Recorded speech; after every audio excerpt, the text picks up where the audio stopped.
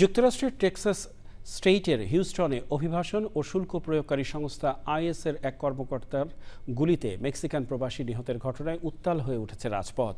স্বাধীন তদন্তের দাবিতে হিউস্টনের রাস্তায় নেমে এসেছে হাজারো মানুষ।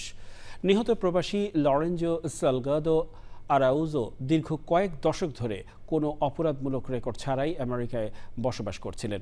এই ঘটনার তীব্র নিন্দা জানিয়ে কংগ্রেসের শুনানি দাবি তুলেছেন টেক্সাসের ডেমোক্র্যাট জনপ্রতিনিধিরাও। রয়েছে ডেস্ক রিপোর্ট। ব্যানার, ফেস্টুন আর মেক্সিকোর পতাকা হাতে আমেরিকার টেক্সাসের হিউস্টন শহরের রাস্তায় নেমে এসেছে ক্ষুব্ধ জনতা। স্লোগানে স্লোগানে মুখর চারপাশ। অভিবাসন সংস্থা আইসের কর্মকর্তাদের অতর্কিত এবং ছদ্মবেশী অভিযানের সময় গুলিতে লোরেঞ্জো সালগাদো আরাউজো নামের এক নির্মাণ শ্রমিকের মৃত্যুর পর হিউস্টন জুড়ে এখন তীব্র ক্ষোভ ও বিচারহীনতার সুর। শোকসভায় নিহতর পরিবারের পক্ষ থেকে স্বাধীন এবং নিরপেক্ষ তদন্ত সহ 3টি দাবি তুলে ধরা হয়েছে বলে জানান লুলাক হিস্টোরিক কাউন্সিল 60 এর কোষাধ্যক্ষ কঞ্চিতা রেইস।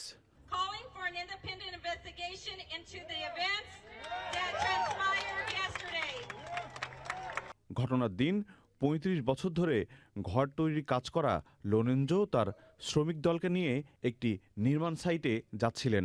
এই ঘটনার তীব্র নিন্দা জানিয়ে কংগ্রেসের শুনানির দাবি তুলেছেন টেক্সাসের ডেমোক্র্যাট প্রতিনিধিরা। টেক্সাসের কংগ্রেস সদস্য আল গ্রিন বলেন, বিশ্ববাসীর সামনে এই ঘটনার জবাবদিহিতা এবং স্বচ্ছতা নিশ্চিত করতে হবে। কে কোথায় থেকে এসেছেন বা চেহারা কেমন তার উপর ভিত্তি করে এই দেশে কেউ অবৈধ হতে পারে না।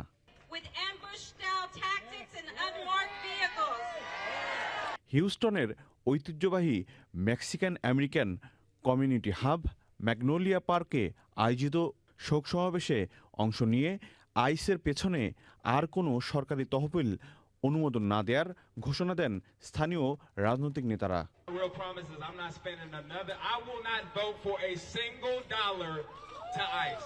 মাউন্টেড পুলিশ বা ঘোড়সওয়ার পুলিশের কঠোর পাহারার মাঝেই বিক্ষোভকারীরা হিউস্টন থেকে আইস হটাও এবং পুরো ব্যবস্থাপনায় অপরাধী বলে স্লোগান দেয়।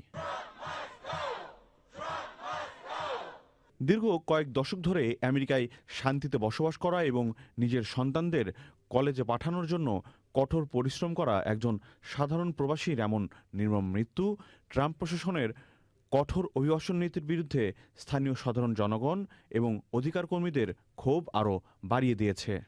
নাজিব বেগ, চ্যানেল আই। নতুন করে হামলার পর মার্কিন প্রেসিডেন্ট ডোনাল্ড ট্রাম্প দাবি করেছেন ইরানে সাময়িকভাবে যুক্তরাষ্ট্র জয়ী হয়েছে। তুরস্কের ন্যাটো সম্মেলন থেকে যুক্তরাষ্ট্রে ফেরার পথে এয়ারফোর্স ওয়ানে এই মন্তব্য করেন তিনি। ট্রাম্প হুঁশিয়ারি দিয়ে বলেন, ইরানের প্রতিবার হামলার জবাবে 20 গুণ শক্তিশালী আঘাত হানা হবে। মার্কিন হামলার জবাবে বাহরাইন, কুয়েত ও কাতারে ক্ষেপণাস্ত্র ছুড়েছে তেহরান। বাহরাইনের মার্কিন নৌবাহিনীর 5ম নৌবহরের সদর দপ্তরেও সতর্ক সংকেত বাজানো হয়। তবে ট্রাম্পের দাবি, ইরানের সামরিক শক্তি এখন শেষের দিকে এবং তারা চুক্তি করতে মরিয়া।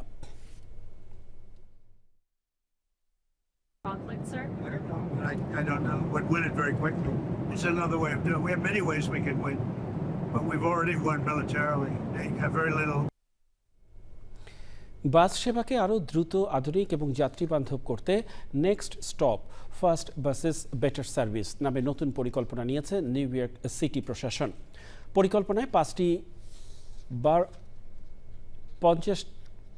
12 জুড়ে 50টি বাস করিডোরে উন্নয়ন কাজের পাশাপাশি 5টি গুরুত্বপূর্ণ রুটে নতুন প্রজন্মের দ্রুতগতির বাস সেবা চালুর ঘোষণা দেওয়া হয়েছে। এটি বাস্তবায়িত হলে বাসের গতি প্রায় 20% পর্যন্ত বৃদ্ধি পাবে। যাত্রীদের যাতায়াতে একমুখী পথে সর্বোচ্চ 6 মিনিট পর্যন্ত সময় সাশ্রয় হবে। পাশাপাশি সেবার নির্ভরযোগ্যতা ও প্রতিবন্ধী বান্ধব সুবিধাও বাড়বে। সিটি মেয়র জোহরান মামদানি এবং গভর্নর ক্যাথি হোকুল যৌথভাবে এ ঘোষণা দেন। Too many New Yorkers walk faster to the bus stop than the bus they finally get on actually travels. Too many lives are planned around delays and commutes. Too many communities have demanded better. A devoted 34th Street busway, a redesign of Fordham Road in the Bronx, a rapid bus corridor down Flatbush Avenue. ডোর ড্যাশে খাবার ডেলিভারির সময় দুর্বৃত্তদের গুলিতে নিহত হয়েছেন বাংলাদেশের রাজশাহীর সন্তান এবং নর্থ ইস্ট ফিলাডেলফিয়ার বাসিন্দা মোহাম্মদ মাহফুজুল হক। পুলিশ জানায় মঙ্গলবার রাত 9:30টার দিকে কিং সেসিং এলাকায় সাউথ ইথান স্ট্রিটে 1000 ব্লকে মাথার পেছনে গুলিবিদ্ধ অবস্থায় তাকে উদ্ধার করা হয়। হাসপাতালে নেওয়ার পর চিকিৎসক তাকে মৃত ঘোষণা করেন। ঘটনাস্থল থেকে তার চালু অবস্থায় থাকা গাড়ি, একটি ডেলিভারি ব্যাগ এবং গুলির 2টি খোসা উদ্ধার করা হয়েছে। প্রাথমিক তদন্তে পুলিশ এটিকে পরিকল্পিত হত্যাকাণ্ড বলে ধারণা করছে। এই ঘটনায় মুখোশধারী 3 জনকে সন্দেহভাজন হিসাবে শনাক্ত করা হয়েছে।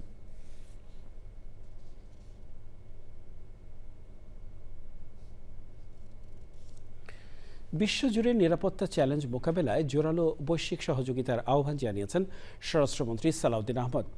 যুক্তরাষ্ট্রের নিউ ইয়র্কে জাতিসংঘ সদর দপ্তরে জাতিসংঘ পুলিশ প্রধানদের 5ম সম্মেলনে ইউএন কপস 2026-এ স্বরাষ্ট্রমন্ত্রী জাতিসংঘের সদস্য রাষ্ট্রগুলোর মধ্যে জ্ঞান বিনিময়, উদ্ভাবন এবং সক্ষমতা বৃদ্ধিকে উৎসাহিত করার জন্য জাতিসংঘ পুলিশ জ্ঞান ও উদ্ভাবন নেটওয়ার্ক প্রতিষ্ঠার প্রস্তাব করেছেন।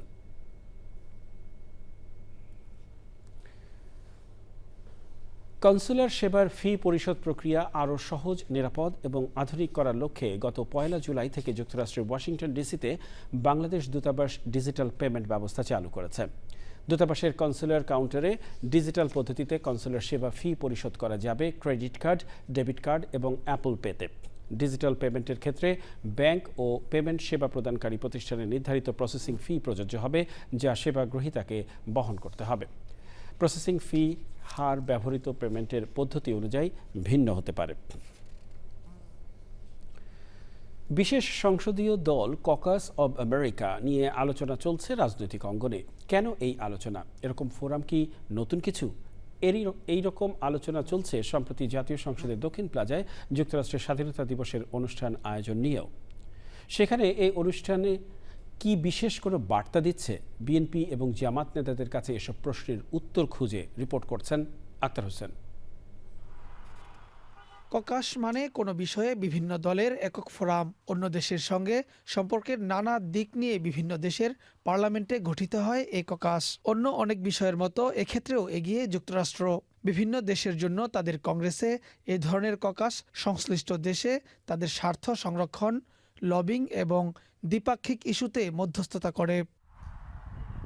বাংলাদেশ ও যুক্তরাষ্ট্রের সম্পর্ক সুদৃঢ় করতে বাংলাদেশের জাতীয় সংসদেও এই ধরনের একটি ককাস গঠন হয়েছে গত 1 জুলাই। সাবেক মন্ত্রী ডক্টর ওসমান ফারুক এমপিকে প্রধান করে 10 এমপিকে এর সদস্য করা হয়েছে। বিএনপি, জামায়াত, এনসিপি সব দলের সদস্যরাই আছেন এই ককাসে। দুই দেশের আইন প্রণেতাদের মধ্যে সরাসরি আলোচনায় এরকম ককাস কূটনীতিতে ইতিবাচক ভূমিকা রাখবে বলে মনে করছে রাজনৈতিক দলগুলো। তাদের সাথে একটা ওয়ার্কিং রিলেশন ডেভেলপ করা, মূলত আমাদেরকে তারা বোঝার চেষ্টা করবে, আমরা তাদেরকে বোঝার চেষ্টা করব। দুই দেশের যারা আইন প্রণয়নে যারা এনগেজ থাকেন তাদের মধ্যে একটা সম্পর্ক বিল্ড আপ করে এবং স্বাভাবিকভাবেই যখন একটা ওয়ার্কিং রিলেশন থাকে সেই ওয়ার্কিং রিলেশনটা দু দেশের সম্পর্কটাকে অনেক একটা গুরুত্বপূর্ণ জায়গায় নিয়ে যায়। কোনো ইস্যুতে যদি কোনো ভুল বোঝাবুঝির ব্যাপার থাকে তখন এই দু দেশের সদস্যরা তাদের একটা ওয়ার্কিং রিলেশনের মধ্য দিয়ে সমঝোতাটা আরও বাড়ে, ভুল বোঝাবুঝি দূর হয়, বরং সম্পর্কটা উন্নয়ন হয় আরও। বাংলাদেশের অর্থনীতি, বাংলাদেশের ডেমোক্রেসি, বাংলাদেশের রাজনীতি এবং সরকার পরিচালনার একটা গুরুত্বপূর্ণ পার্ট হয়ে আছে কিন্তু মার্কিন যুক্তরাষ্ট্র। সেটা বাংলাদেশের নয়, পৃথিবীর বিভিন্ন দেশে এরকম আরও অনেক রাষ্ট্র আছে যেগুলোর সাথে দ্বিপক্ষের স্বার্থ জড়িত থাকে। ভূ রাজনৈতিক, ভূ অর্থনৈতিক, নানা বিষয়, সাংস্কৃতিক, এগুলো সামনে রেখেই কিন্তু এই সম্পর্কটা তৈরি হয়। তবে সরকারি ও বিরোধী দল উভয়ই বলছে যে কোনো দেশের সঙ্গে বাংলাদেশের কূটনৈতিক সম্পর্ক হবে বাংলাদেশ ফার্স্ট এই নীতিতে। যে আমাদের সবার আগে নিজেদের দেশের স্বার্থটা অগ্রাধিকার দেওয়া, ইংরেজিতে আমরা যেটাকে বলি বাংলাদেশ ফার্স্ট, আমরা বাংলা যেটা বলি সবার আগে বাংলাদেশ। সুতরাং এখানে কে কতটা প্রভাবশালী অথবা কার কোন প্রভাবটা নাই তা না, আমরা মিউচুয়ালি গ্রো করতে চাই। বন্ধুত্বের মাধ্যমে তো স্বার্থ ঠিক রাখতে হবে। তবে এই ক্ষেত্রে আমরা এটাই পরিষ্কার বলতে চাই, সেটা যে রাষ্ট্রই হোক না কেন, সম্পর্কের মাপকাঠি হবে, আমাদের নীতি হবে এটাই যে আমাদের দেশের স্বার্থ সমতার ভিত্তিতে যুক্ত হবে, মর্যাদার ভিত্তিতে প্রতিষ্ঠিত হবে। সম্প্রতি জাতীয় সংসদের দক্ষিণ প্লাজায় যুক্তরাষ্ট্রের স্বাধীনতা দিবস উদযাপন নিয়েও প্রশ্ন ছিল তাদের কাছে। এই ধরনের আয়োজন তো এর আগে কখনো হয়নি, ফলে মানুষের মধ্যে মনে হলো যে আমেরিকা কি একটা আলাদা প্রিভিলেজ পেলো কিনা, বিষয়টা এরকম না। তো এটা মাননীয় স্পিকার, যদি সংসদের অভিভাবক তো মাননীয় স্পিকার, তিনি যদি কোনো প্রতিষ্ঠানকে যদি পারমিশন দেন তো হতেই পারে, অসুবিধা কি? আপনার আমেরিকার যে প্রেসিডেন্ট হাউস, হোয়াইট হাউস বলি, হোয়াইট হাউসের সামনে প্রচুর মানুষ ফটো সেশন করতে যায়, দাঁড়ায়, ভ্রমণ করতে যায়। বাকিংহাম প্যালেসে মানুষ যায়, ঘুরতে যায়, দেখতে যায়, ট্যুরিজমও তো হয়। আজকে যদি এটা ভ্যাটিকান সিটি তারও যদি প্রোগ্রাম করতে চায়, মাননীয় স্পিকার বিবেচনা করতে পারেন। এটাকে খুব আলাদাভাবে আমার মনে হয়, আমি আশা করি যে অন্যান্য রাষ্ট্র যদি কেউ যদি করতে চায়, নিশ্চয়ই মাননীয় স্পিকারকে বিবেচনা করে দেখতে পারেন। ঐতিহ্যভাবে গঠিত ককাস অব আমেরিকা অর্থনৈতিক সম্পর্ক, ব্যবসা বাণিজ্য ও বিনিয়োগ সহ নিরাপত্তা সহযোগিতা, গণতন্ত্র ও সুশাসন প্রতিষ্ঠা এবং মানবাধিকার বিষয়ে অভিজ্ঞতা বিনিময় ছাড়াও দুই দেশের সম্পর্কে নতুন বার্তা দেবে এমন প্রত্যাশা সংশ্লিষ্টদের। Akhtar Hossain, Channel I, Dhaka. যুক্তরাষ্ট্রের মেইন অঙ্গরাজ্যের গুরুত্বপূর্ণ সিনেট নির্বাচনে ডেমোক্র্যাট প্রার্থী গ্রাহাম প্লাটনার নির্বাচন থেকে সরে দাঁড়িয়েছেন। সম্প্রতি তার বিরুদ্ধে ওঠা যৌন নিপীড়নের অভিযোগের পর দলীয় নেতাদের চাপ এবং সমর্থন প্রত্যাহারের প্রেক্ষাপটে তিনি এই সিদ্ধান্ত নেন। সামাজিক যোগাযোগ মাধ্যমে এক ভিডিও বার্তায় প্লাটনার বলেন, আন্দোলন এবং রাজনৈতিক লক্ষ্য যেন তাকে কেন্দ্র করে আটকে না থাকে, সে কারণেই তিনি প্রচার কার্যক্রম স্থগিত করেছেন। একই সঙ্গে তিনি তার বিরুদ্ধে আনা যৌন নিপীড়নের অভিযোগকে ভিত্তিহীন দাবি করেন। অভিযোগ সামনে আসায় দলের একাধিক প্রভাবশালী নেতা ও সমর্থক প্লাটনারের প্রতি সমর্থন প্রত্যাহার করেন এবং তাকে প্রতিদ্বন্দ্বিতা থেকে সরে দাঁড়ানোর আহ্বান জানান।